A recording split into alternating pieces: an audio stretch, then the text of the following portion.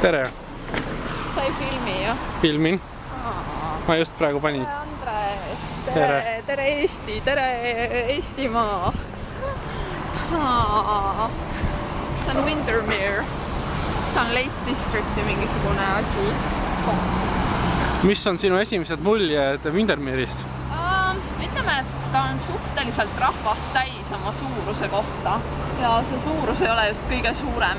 Praegu me oleme siin üleval, ma ei teagi, mis on mäe otsas, rongijaama juures ja siin on kõvasti vähem inimesi ja see paistab olevat selline mitte nii populated koht.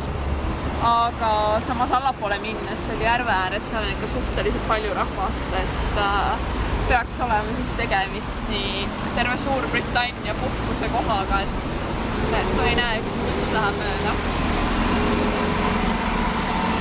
Ja selline ta ongi, hästi palju Aasia turiste on ja meil tulevad mingid inimesed siin nüüd segama, aga mulle hullu. Mina ütleks ka nii palju, et õhk on hoopis teistsugune kui Londonis. Et palju värske, siuke niiske, siin sadas ennem, oleme mõlemad natuke märjad, Kerli peast. Olen jah peast päris märg.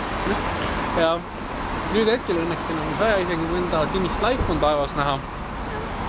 Aga muidu on täitsa tipp-topp, et homme lähme mägedesse. Ja nüüd lähme kuhugi endale süüa otsima. Jah. Film, jah. Jaa, vihma sajab, Andres. Meie näeme ära tõelist inglise ilma. Jaa. Ennem oli selline väikene sadu, nii et sai... Eestis polegi tegelikult nii väikest, aga mitte päris teine vihm, aga veel väiksem. Jaa.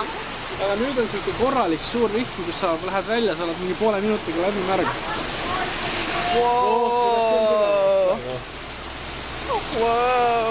Päris räige. Kui need autosid vaadata, siis autorasta alla taha kogunes ka saavasti nii palju, et autotee ja... Päris soos.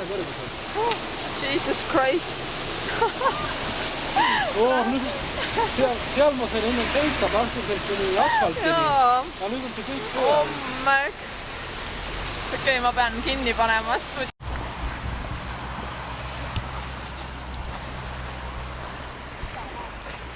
Hästi ilus koht.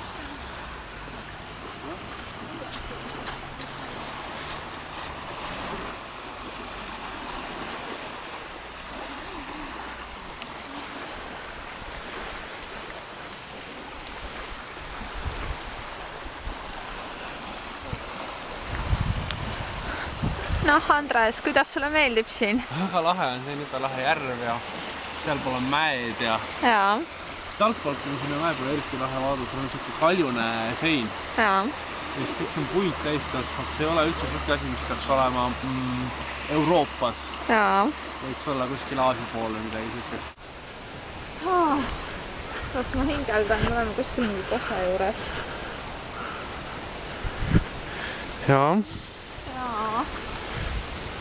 Kas ei filmi ju? Ma ei tea, võib-olla filmin. Oleks lahe persali käia. Suht sopane on.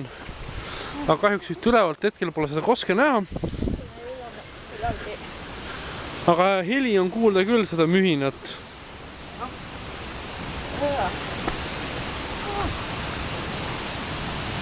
Ma näen silda.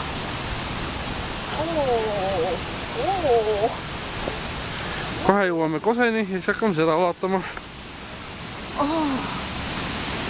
Praati soost on tehtud. Ja nüüd me lähme siia Windermere'i juures koske vaatama.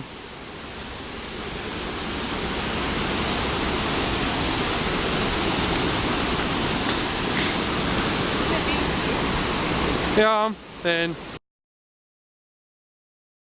Nii. Tere, Andres. Tere, Kerli. Oleme praegu Keswickis, tulime siia läbi mägede. Kõrgete mägede. Ja see on nüüd siin Keswicki peatänav. Ja meil on 1,5 tundi aega siin, enne kui me lähme kuhugi järvele paadiga sõitma. Ja ma ei tea, peaks söömas käima ja igal pool on mäed. Põhimõtteliselt see küla ongi nagu orus, et kahjuks kui sa niimoodi ülespoole nüüd vaatad, et siis eriti mägesid ei paista, aga usu mind, et nad on seal, eks. Et pilved on lihtsalt nii räiged täna ja natukene tibutab ka, aga muidu põhimõtteliselt jah, see asi on orus. Ja siia alla sõites oli niimoodi, et kõrvad jälle läksid lukku täiesti. Et hästi huvitav, selline natuke keskaegne väikene selline linnake, et hästi huvitav minu meelest. Nüüd me oleme paadiga järve peal. See on osa meie... Derwent Water. Jah, see on osa meie Windermeeri tuurist. Ja kui vaadata siin ringi, jube lahedad mäed on, kõik on nii udused. Igal pool on erinevaid maate asju. Majakesi vee ääres, mäed on ka nii eksootilised, rohelised. Jaa. Ja hästi huvitavad. On jah.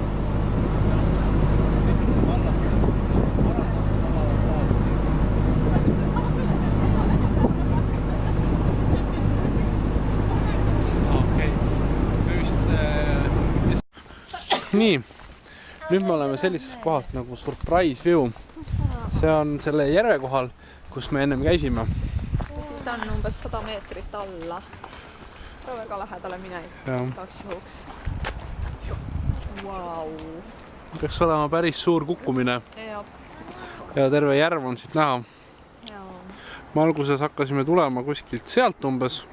Siis me tegime järve peal tiiru ära. Tulime siit maha. Ja siis tulime mäkke ülesse. Suht lahe. Meie grupis, kellega me sõidame, on hästi palju hiinlasi. Siin vist peale meie on vist ainult mingi üks valge mees veel.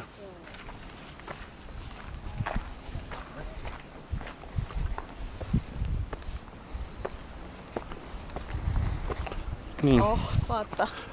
Kohe.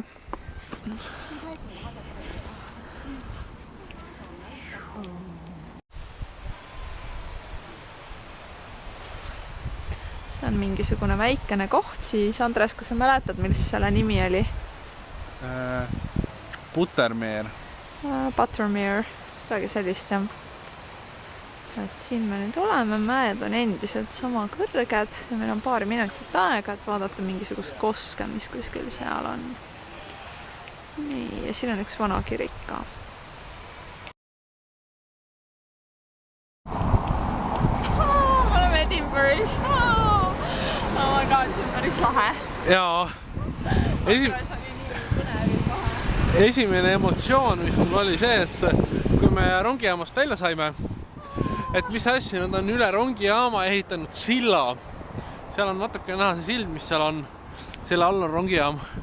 Ja see, mis seal silla peal on, see on Bridge Street. Kaardi pealt vaadates on seal järjest kohe Northbridge ja mingi Southbridge ja nii edasi.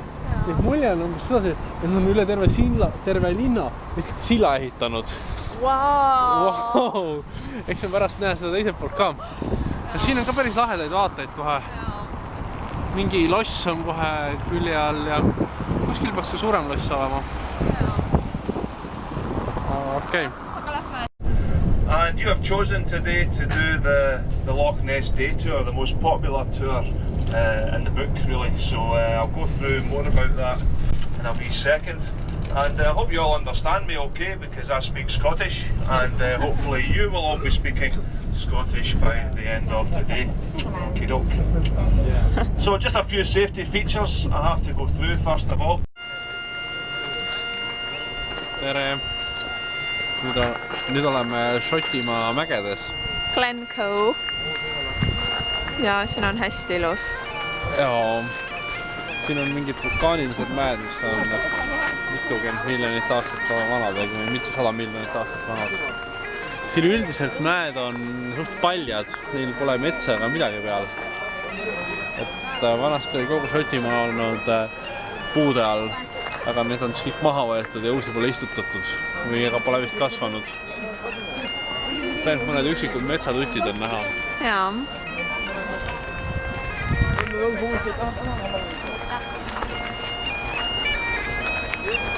Torupillimees. Jaa. Seelikuga. Jaa. Meie bussijuhil kahjuks ei ole seelikut, aga teistel on, nii et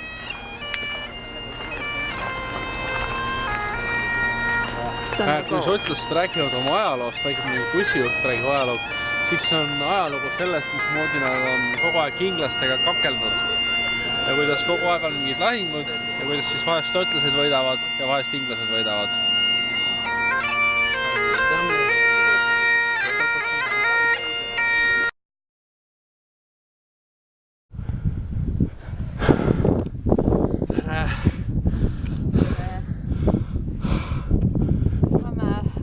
Otseses mõttes nagu Edinburghi kohal praegu. Tegelikult saaks sinna ka veel ronida, aga Edinburghi südalinn. But I would walk 500 miles and I would walk 500 more just to be the man who walked 1,000 miles to fall down at your door. When I'm walking, yes I know I'm gonna be the man who's working hard for you. And when the money comes in for the work I do, I'll pass almost every penny on to you. When I come home, oh I know I'm gonna be the man who comes back home to you. And if I broke, well I know I'm gonna be the man who's growing old to you. But I would walk 500 miles and I would walk 500 more just to be the man who walks 1,000 miles to fall down at your door.